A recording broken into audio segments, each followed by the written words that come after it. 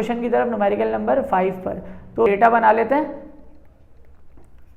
The 800 centimetre cube of a gas, दोबारा से हमें गैस का वॉल्यूम दिया हुआ है V1, कितना दिया हुआ है 800 सेंटीमीटर क्यूब दिया हुआ है, is enclosed in container under a pressure of 750 millimetre.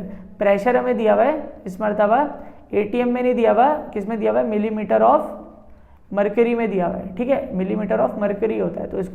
तो इसको हम ऐसे लिख सकते हैं, प्रेशर हमें दिया हुआ है 750 मिलीमीटर ऑफ मरकरी, ठीक है, और इसको P1 बोल देते हैं। If the volume is reduce, volume अगर हमने कम कर दिया है, जो V2 हमारे पास दिया हुआ है वो कितना दिया हुआ है 250 सेंटीमीटर क्यूब दिया हुआ है, what will be the new pressure, हमें फाइंड करना है P2। बताइए P2 कितना हो जाएगा, यानी कि एक कंटेनर में गैस थी, उसका जो वॉल्यूम था वो कितना था 800 cm क्यूब, ठीक है, और उस वक्त प्रेशर था 750। अगर हमने वॉल्यूम को क्या कर दिया, कम कर दिया, तो वॉल्यूम अगर कम हुआ है तो इसका मतलब प्रेशर बढ़ा होगा। तो कितना प्रेशर बढ़ा है, तो P2 कितना हो गया, तो वो हमें फाइंड करना है। दोबारा से सेम फॉर्मूला लगा देते हैं जो हमने लास्ट टाइम लगाया था।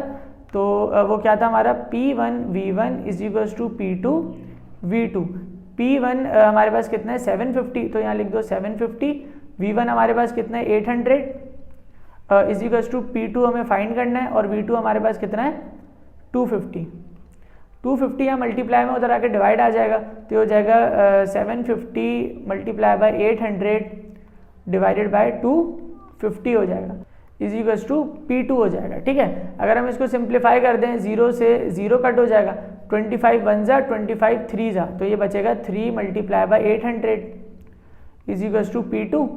और अगर हम 800 को 3 से करा दें मल्टीप्लाई, तो ये कितना हो जाएगा 2400 हो जाएगा। तो प्रेशर कितना हो गया, इसका मतलब 2400 मिलीमीटर ऑफ मरकरी हो गया। प्रेशर क्या हो गया, बढ़ गया, इंक्रीज हो गया। पहले कितना था हमारे पास 750, अब कितना हो गया हमारे पास 2400 मिलीमीटर ऑफ मरकरी हो गया। तो ये हमारा क्या हो गया आंसर।